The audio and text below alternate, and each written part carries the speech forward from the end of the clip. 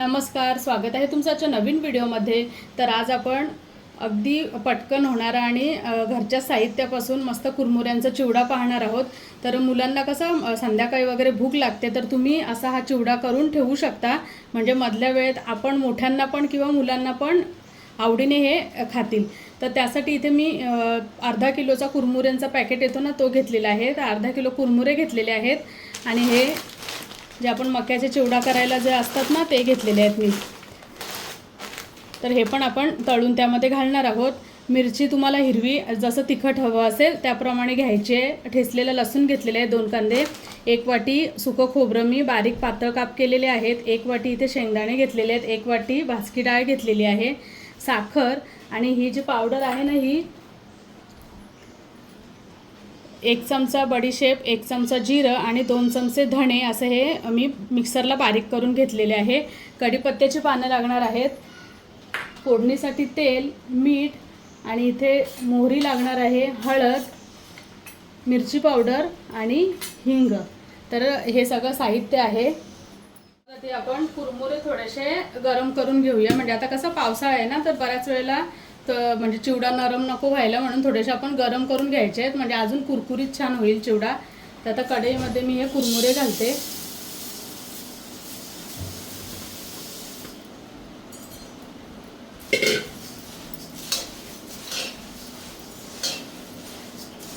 आणि सतत ढवळत आपल्याला हे मस्त गरम करून घ्यायचे आहेत, म्हणजे चिवडा आपला टिकेल पण आणि चांगला कुरकुरीत पण होईल.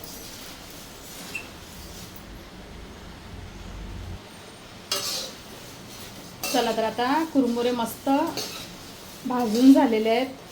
हे बघा, मी तुम्हाला दाखवते.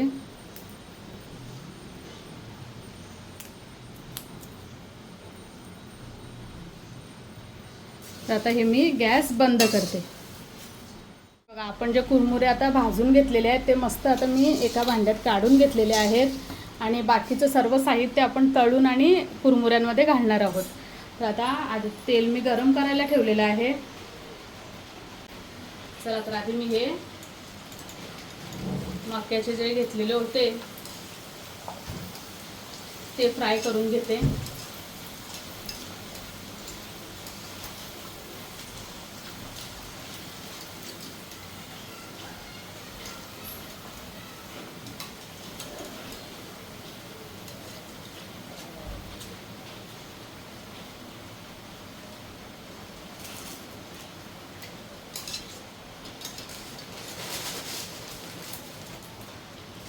अगदी पटकन होतो हा चिवडा.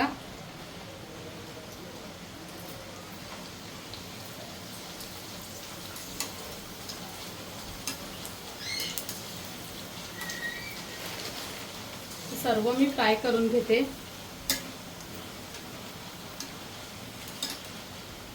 गॅसची फ्लेम लो टू मीडियम ठेवलेली आहे.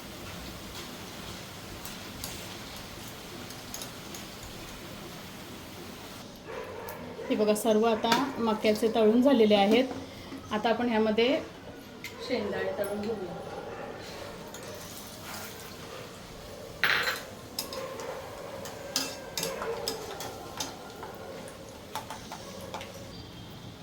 शेंगदाणे पण मस्त तळून झालेले आहेत.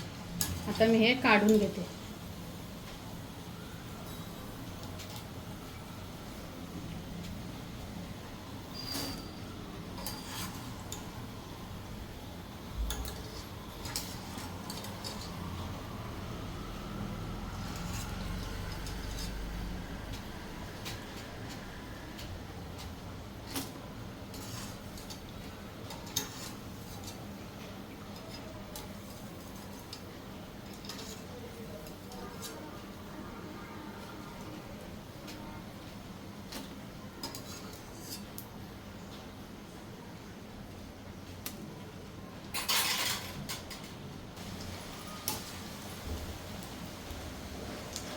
आता खोबरं तळून घेते मी.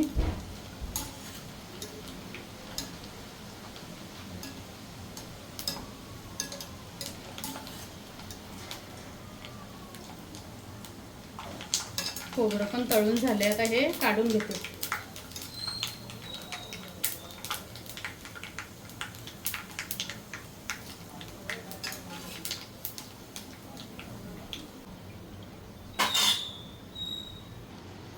आता डाळ्या तळून घेते.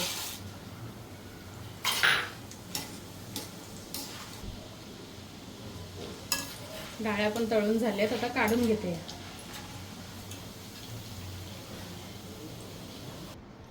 आता कढीपत्ता तळून घेते.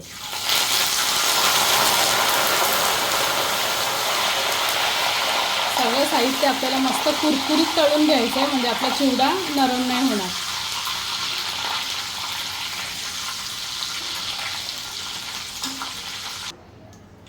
कढीपत्ता पण आता मस्त कुरकुरीत झालाय, काढून घेते मी. आणि ह्याच कढईत आपण फोडणी करणार आहोत, तर ह्यातलं तेल थोडंसं काढून घ्यायचं आहे आणि आपल्याला फोडणीसाठी जेवढं तेल हवं आहे तेवढं घेऊन ह्याच कढईतली फोडणी आपण मग हे जे सगळं तळून घेतलेलं साहित्य ह्यामध्ये ओतणार आहोत. आता यातलं तेल मी कमी करून घेते. तेल कमी करून घेतलंय मी. आणि आता हे जे साहित्य आपल्याला आधी मिक्स करून घ्यायचं आहे सगळं.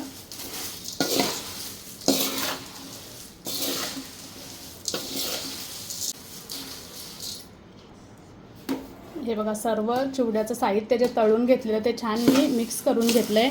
आता आपल्याला ह्याच्यावर फोडणी घालायची.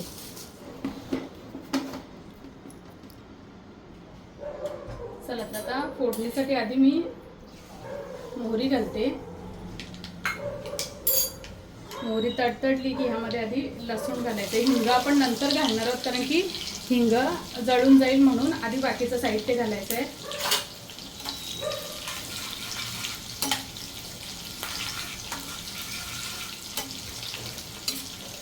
मिरची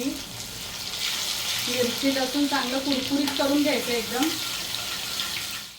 हे बघा, मिरची लसूण आता मस्त तळून झालंय. आता ह्यामध्ये आपण बाकीचं साहित्य घालूया. हिंग, हळद, मिरची पावडर. मी गॅस आता बंद करते आणि हे जे आपण बडीशेप, धने आणि जिरं जे वाटून घेतलं होतं ते घातलं. आणि आता ही फोडणी आपल्याला आपण जे कुरमुऱ्यांचं सगळं साहित्य ठेवलंय त्याच्यावर घालायची आहे. तयार फोडणी आता मी कुरमुऱ्यांवर घालते आणि मस्त आता मिक्स करून घ्यायचं आहे.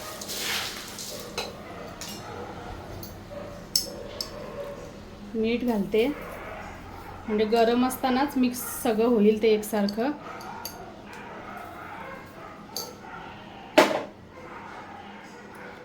आणि पिठी साखर. पिठी साखर तुम्हाला आवडत असेल तर घाला, आणि जर तुम्हाला चाट मसाला वगैरे आवडत असेल ना तर चाट मसाला पण तुम्ही घालू शकता. आता हे चांगलं मिक्स करून घ्यायचं आहे.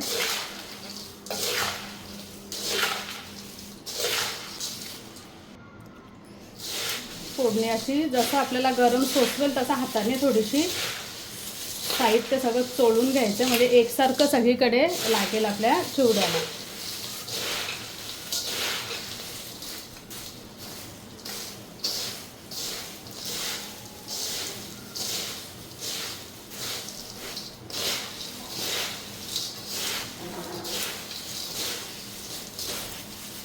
चला, तर हा बघा मस्त आपला चिवडा तयार आहे आणि बिलकुल तेलकट वगैरे झालेला नाही आहे.